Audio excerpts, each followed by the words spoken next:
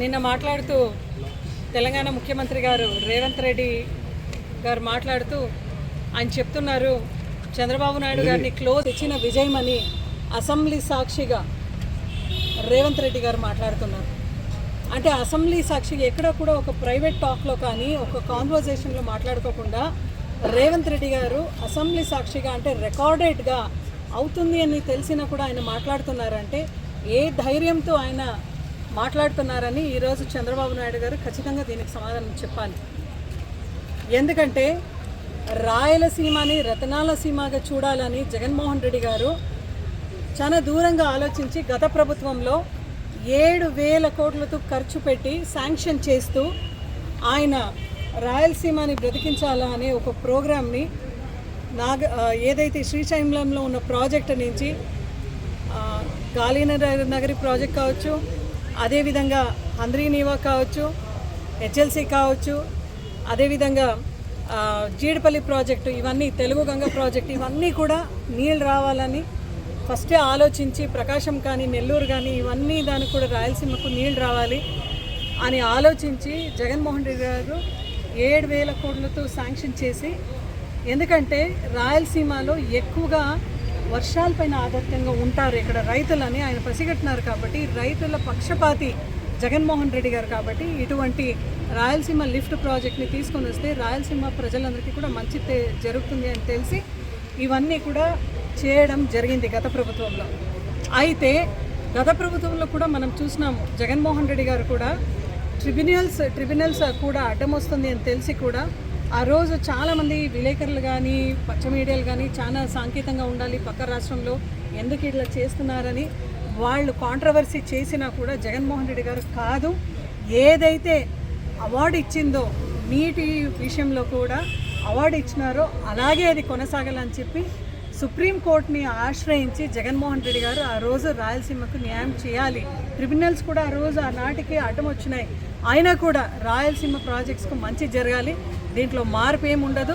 ఆ అవార్డు ఏదైతే ఇచ్చినారో గతంలో తెలంగాణకు 299 టీఎంసీ నీళ్లు, అదేవిధంగా రాయలసీమకు అయితే 520 టీఎంసీ నీళ్లు ఏదైతే కేటాయించినారో దాంట్లో ఎటువంటి మార్పు రాకూడదు అని జగన్మోహన్ రెడ్డి గారు పోరాడితే ఈరోజు చంద్రబాబు నాయుడు గారు నాకు అనుకూలం చేసి ఇచ్చినారు అని రేవంత్ రెడ్డి గారు మాట్లాడుతున్నారంటే ఖచ్చితంగా దీనిపైన రాయలసీమలో ఆయన లీడర్గా ఎదిగినారు.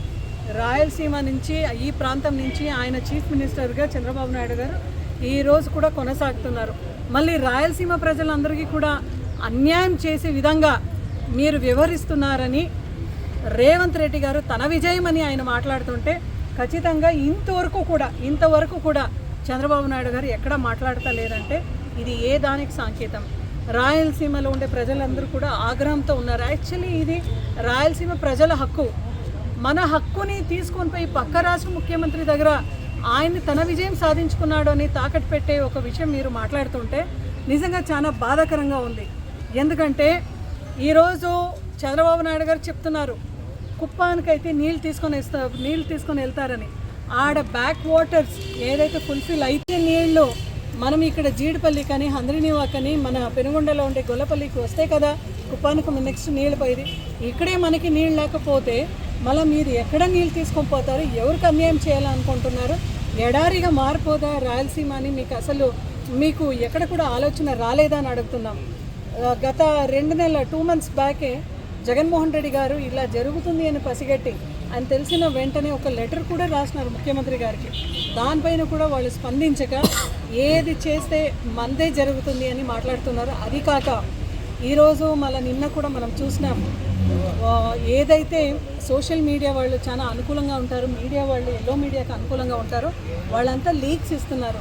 అంటే దీనికి పర్మిషన్స్ లేదు కాబట్టి దీనికి సరిగా ప్రొసీజర్ జరగలేదు జగన్మోహన్ రెడ్డి గారు హయాంలో కాబట్టి అని లీక్స్ మీరు ఇస్తున్నారు. అది కరెక్ట్ కాదు. ఎందుకంటే ఇటువంటి లీక్స్ కానీ ఇటువంటి వ్యాఖ్యలు మీరు మాట్లాడితే అప్పుడు రేవంత్ రెడ్డి గారికి ఎక్కువగా బలం సమకూర్చినట్లయితుంది అని ఒకసారి టీడీపీ వాళ్ళందరూ కూడా మీరు గమనించాలి. మీరు డబుల్ ఇంజిన్ సర్కార్, అక్కడ కూడా మీరే ఉన్నారు, ఇక్కడ కూడా మీరే ఉన్నారు, అయినా కూడా రాయలసీమకు మీరు అన్యాయం చేయాలని అనుకుంటున్నారంటే రాయలసీమ ప్రజలు ఎప్పుడు కూడా మిమ్మల్ని నిజంగా క్షమించరు. ఎందుకంటే ఇది ప్రజా ఉద్యమంగా మేము తీసుకొని వెళ్తాం, ఎట్లయితే పీపీపీ మీరు తీసుకొని వెళ్ళాలి, మెడికల్ కాలేజెస్ మీరు ప్రైవేటైజేషన్ చేసి ప్రజలందరికీ కూడా అన్యాయం చేయాలని మీరు అనుకున్నారా, అదేవిధంగా రాయలసీమకు ఈరోజు ఇంకొక అన్యాయం జరిగింది. సెంట్రల్ గవర్నమెంట్లో మీరు ఉన్నారు, ఇక్కడ కూడా మీరు ఉన్నారంటే కూడా ఈ కేసుని అలో చేశారు కదా సుప్రీంకోర్టులో. ఎలా అలో చేశారండి? మీరు డబల్ ఇంజిన్ సర్కారుగా ఉంటూ కూడా ఈ కేసుని ఎలా అలో చేశారు? దానికి మీరు ఎక్కడ కూడా గట్టిగా వాదన మీరు ఇవ్వాలి కదా. ఆ వాదన ఇస్తే ఎలా అలో చేస్తారని ఈరోజు మేము కూటమి సర్కారుని అడుగుతున్నాం. అదేవిధంగా ఈ జిల్లాలో కూడా ఉమ్మడి అనంతపురం జిల్లాలో ముగ్గురు మంత్రులు ఉన్నారు. సవితమ్మ కూడా సత్యసాయి జిల్లా రిప్రజెంటేషన్ చేస్తూ ఉంది. ఎంతమంది రైతులకు అన్యాయం జరుగుతున్నా కూడా రాయలసీమ మినిస్టర్గా రిప్రజెంటేషన్ ఇస్తూ మీరు ఇంతవరకు దీన్ని ఖండన ఇవ్వలేదు, అసలు ఖండించలేదు. మేము తెలంగాణకు నిజంగా అపోజ్ చేయడం లేదు. ఆ రోజు హిందూపురం లేపాక్షి నుంచి పాదయాత్ర చేస్తూ డాక్టర్ రాజశేఖర్ రెడ్డి గారు పోతిరెడ్డిపాడుకు పాదయాత్ర చేస్తే మనం సాధించినాం. అదేవిధంగా ఉమ్మడి ఆంధ్రప్రదేశ్ ఉన్నప్పుడు డాక్టర్ రాజశేఖర్ రెడ్డి గారి హయాంలో కూడా గండి ప్రాజెక్ట్ అయితే ఏమి, అదేవిధంగా చాలా ప్రాజెక్ట్స్ కూడా మనం తీసుకొని వచ్చినాం. సో మీరు అక్రమ ప్రాజెక్ట్ అని రేవంత్ రెడ్డి గారు ఏదైతే ఈ రాయలసీమ ప్రాజెక్ట్ అని అక్రమ ప్రాజెక్ట్ అని మీరు చెప్పుకుంటున్నారో దాన్ని దయచేసి ఈరోజు కూటమిలో ఉన్న ప్రతి టీడీపీలో ఉన్న ప్రతి ఎమ్మెల్యే అయితే ఏమి, ఎంపీలు అయితే ఏమి, బీజేపీలో ఉన్న ఎమ్మెల్యేలు అయితే ఏమి, ఎంపీలు అయితే ఏమి, అదేవిధంగా పవన్ కళ్యాణ్ కూడా దీనిపైన స్పందించాలి. ఎందుకంటే ఇవన్నీ ఈ రాయలసీమ ప్రాజెక్ట్ని అక్రమ ప్రాజెక్ట్ అని రేవంత్ రెడ్డి గారు మాట్లాడుతుంటే ఇది సక్రమంగా కొనసాగాలని ఆ రోజు జగన్మోహన్ రెడ్డి గారు 7,000 కోట్లు శాంక్షన్ చేస్తూ రాయలసీమకి న్యాయం చేయాలనుకుంటే ఆ రోజు మీరు విస్మరించినారు. ఈరోజు మీరేం మాట్లాడుతున్నారు? ఎత్తున ప్రజా ఉద్యమం అయితే నిన్నటి నుంచి నేను చూస్తున్నాను. మీడియాలో అయితేమి, ప్రతి ప్రజా సంఘాలు అయితేమి, రైతులు అయితేమి అందరూ కూడా ముందుకు వస్తున్నారు. మీరు ఏదైతే జగన్మోహన్ రెడ్డి గారు రైతన్నకు బాగు చేయాలని రైతు భరోసా తెచ్చినారు, పేరు మార్చి మీరు అన్నదాత సుఖీభవ అని పెట్టినారు, దాన్ని అరకొరక ఇచ్చే కార్యక్రమం చేసినారు. క్రాప్ ఇన్సూరెన్స్ లేదు, సబ్సిడీ లేదు, ఎక్కడ కూడా కొనుగోలు సెంటర్స్ లేదు, రైతు భరోసాని నిర్వీర్యం చేసినారు.